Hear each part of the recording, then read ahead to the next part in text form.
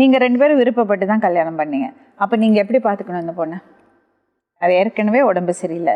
Diabetes இருக்கிறவங்களுக்கு stress ஆனால் அவ்வளோ கஷ்டம் உங்களுக்கு தெரியும். நீங்கள் அவங்க வீட்டில் போய் இருந்திருக்கீங்க, அப்பா அம்மாவை தெரியும், அவங்க வந்து உங்களுக்கு செய்ய வேண்டியதெல்லாம் செஞ்சுருக்காங்க. இப்போ நீங்கள் எப்படி பார்த்துக்கணும் இந்த பொண்ணை? ஏன் இந்த ஒரு நிலைமை? மறைச்சிருந்தா இவர் என்ன சொன்னாலும் நான் கேட்டிருக்கலாம். அவங்க வீட்டில் திட்டிருந்தா கூட நான் ஏற்றுக்கலாங்க. நான் பஸ் ஸ்டாண்டுன்னு கூட இவரை பார்த்தோன்னே நான் ஃபஸ்ட்டு கேட்டது, எனக்கு ரொம்ப பசிக்குது, எனக்கு ஒரு கிளாஸ் டீ வாங்கி கொடுங்கன்னு டீ வாங்கி கொடுத்துட்டாரு. டீ வாங்கி கொடுத்தோன்னே அந்த பஸ் ஸ்டாண்டு இருக்கவங்களே யாருனே தெரியாதுங்க. நான் அவங்க முன்னாடியே நான் கேட்குறேன், பேக்லேருந்து இன்சுலினும் மருந்தும் எடுத்து காமிச்சு, இங்கே வேறு இதுதான் என் நிலமை, நான் இதை உங்கள்கிட்ட காமிக்கிறேன், எனக்கு இங்கே சுற்றி இருக்கவங்களாம் யாருன்னு தெரியாது, இங்கே பாருங்கள் இதை தான் நான் போட்டுட்ருக்கேன், சம்மதமாக சொல்லுங்கள். எங்கள் அம்மா வேறு அழுகுறாங்க, ஃபோனில் நான் சுவிட்ச் ஆஃப் பண்ணி வச்சுருக்கேன், பாருங்க இதெல்லாம் ஒரு விஷயமா நான் பார்த்துக்கிறேன், 1000 என்ன 2000 கூட நான் பார்த்துக்குவேன். இன்ன வரைக்கும் என்னை செக்கப் கூட்டு போனதில்லைங்க மேடம். நான் இறந்து போகணுன்னு தான் நான் முடிவுக்கு நான் வந்தது. ஃபஸ்ட்டு இறந்து போய் எவ்வளோ நாள் கழித்து உங்கள் கையில் நான் கிடைப்பேன்னு தெரியாது. உடனே என்ன சொல்லிடுவாங்கன்னா அவள் வேறு யார் கூடயோ போயிட்டா, அந்த பழி அப்புறம் அவங்க நம்பி தானே அங்கே ஆகணும்.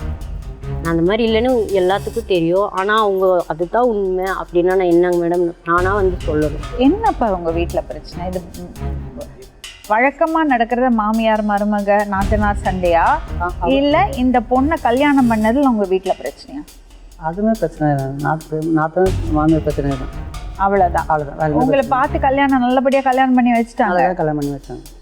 இந்த சுகன்யா எப்படி நல்லா பாசமாக இருப்பாளா உங்கள்கிட்ட? அதனால பாசமாக தான் இருக்கும். உங்கள் அம்மாட்ட ஃபஸ்ட்டு பாசமாக பேசிக்கிட்டு தான் இருந்தாங்க. அந்த சண்டைக்கு அப்புறம் தான் எதுக்கு முதல்ல சண்டை? அதுதான் எனக்கு தெரியல, எனக்கு என்ன சண்டைன்னு எனக்கு கொஞ்சம் முன்னாடி தாங்க மேடம் நடக்கும். இவர் முன்னாடியே தானே சண்டை நடக்கும். எதுக்கு சண்டை ஆகுறது? அவங்க வந்து என் மேலே ஏதாவது பொய் சொல்லுவாங்க. என்ன மாதிரி பொய் சொல்லுவாங்கன்னா, நான் போய் விடிகாத்தில் 3 மணிக்கு அவங்க கதவு தட்டி கேட்டு சாவி கேட்குறேன்னா, எண்ணெயை கட் பண்ணி உப்பு ஜாடியில் கலந்து விட்டுருவேனா, அவங்க சாப்பிட்றதுக்குன்னு சோறு வச்சுருப்பாங்களா, நான் முடியை கொண்டு போய் அதில் கொத்தா போட்டு மூடி போட்டு வச்சுருவேனா, அவங்க துணியை நான் கிழிச்சு வச்சிருவேனா, அந்த மாதிரி. ஏன் அப்படியெல்லாம் சொல்லுவாங்க? அப்படி அதுதான் கேளுங்க மேடம். எவ்வளோ முதல்லலாம் பாசமாக தான் இருந்தாங்களா? ஆடிக்கு வீட்டுக்கு போயிட்டு வந்ததுலேருந்து கோவம். ஏதாவது காரணம் இருக்கா அதுக்கு? என்ன காரணம்னு எங்கிட்ட உங்க தங்கச்சி அவங்க பேர் என்னது? பவித்ராங்க. பவித்ராக்கு அவங்க வீட்டுக்காரர் என்ன வேலை பண்றாரு? Lab technician. உங்க தங்கச்சி லேப் டெக்னீஷியன். 2 பேரும். அப்போ அவங்க தான் உங்களுக்கு கடையெல்லாம் போட்டு கொடுக்குறாங்களா? ஆமாம். கார்த்தி, குழந்தை இல்லைன்னு உங்களுக்கு வருத்தமா?